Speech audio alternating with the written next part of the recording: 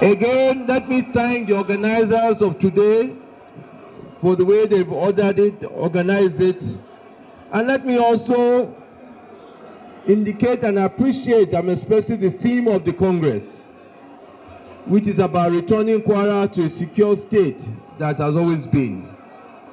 The theme of this Congress indicates the primacy and importance our party places in the issue of security of lives and property. The theme also showcased Kwara PDP as a platform of responsive and compassionate political leaders who always show empathy for the plight of the people. Today, Kwara State is in a precarious state, a state being overrun by bandits, kidnappers, and killers who have waged a ceaseless, needless, and careless onslaught on our people. Yet, the government in Kwara State and all the people in governance in the state have maintained a posture of apathy, nonchalance, and a carefree attitude. The people in government have watched without a clue on how to stop the violence waged against our people by insurgents. Every day, the story from Kwara State in the national media is about killings, kidnappings, displacement of people from their communities.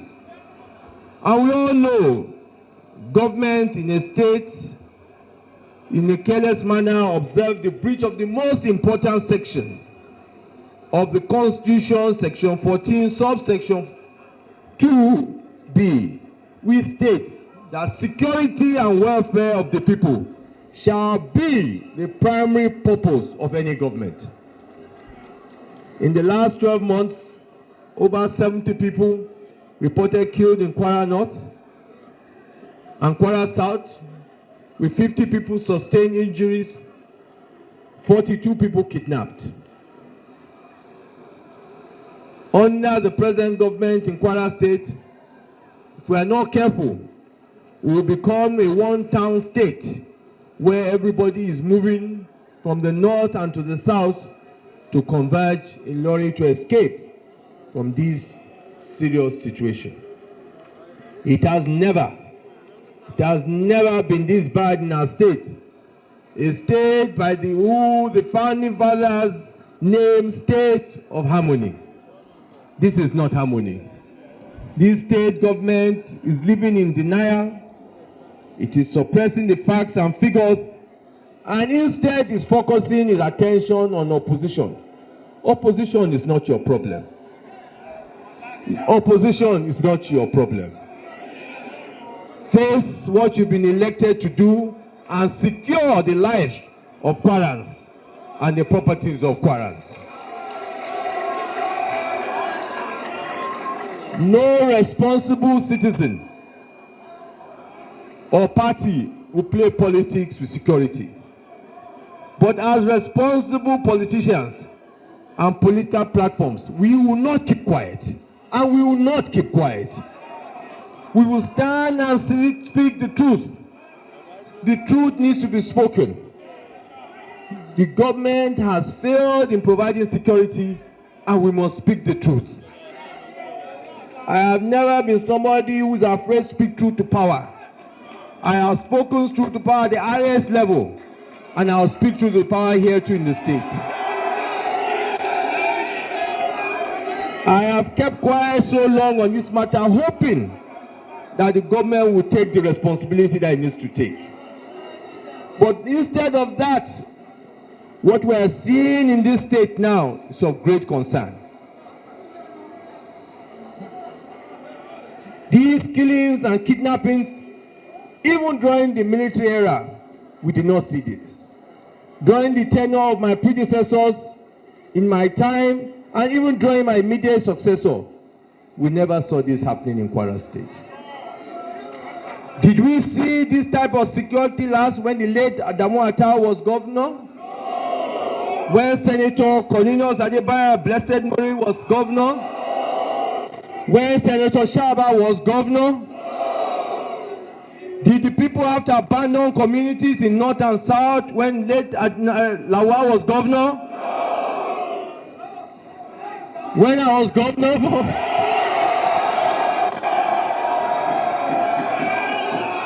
did we face this kind of security crisis? And even when Abdul Fattah was governor, did we see this kind of crisis? I challenge anybody if what I'm saying are not facts.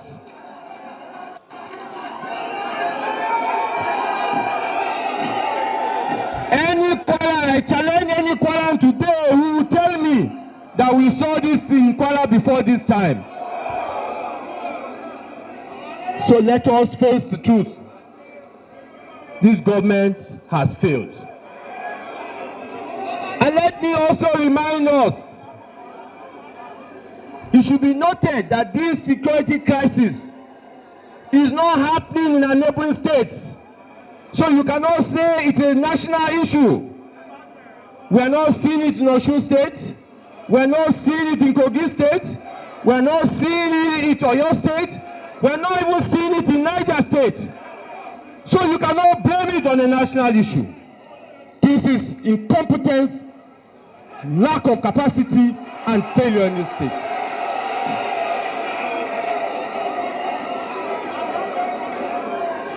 Kwara's home abroad. Let us drop our personal issues. This is not about Bukola. This is not about Bisi Bakarode. This is not about Bawa. This is not about Jibaye. We are talking about the future of this state.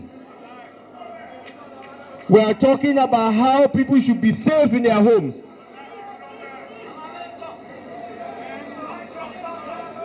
They have failed. They have failed to provide security, and we cannot reward failure. People are losing lives, and it is time for us as Kwarans to stand and bring back that party that provided you security. That party, when you were there, you could sleep at night with all eyes closed. That party that when you were there, people did not used to come and kidnap your children. And that party was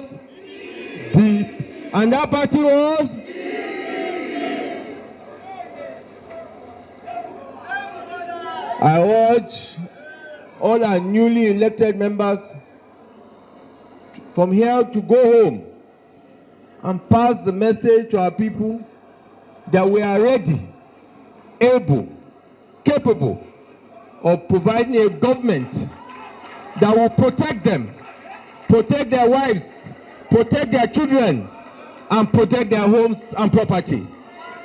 Because without property, without security, you cannot talk about jobs. Without security, you can't talk about education. Without security, you cannot talk about anything. Everything is secondary to the issue of security. So when the government is talking about performance, once you have failed on security, you cannot even perform on anything else, because security is the number one function. I want our members not to dance, because it's not yet time for dancing and enjoyment. Until inshallah 2027, we bring a responsible government back to Kwara State before we can. And that's what I want to appeal to all our members that have been elected at all levels. The job has just started. And I'm happy to see that at the world level, we are leading in this country to have 70% of our world executive are youth at the world level. Let me use this opportunity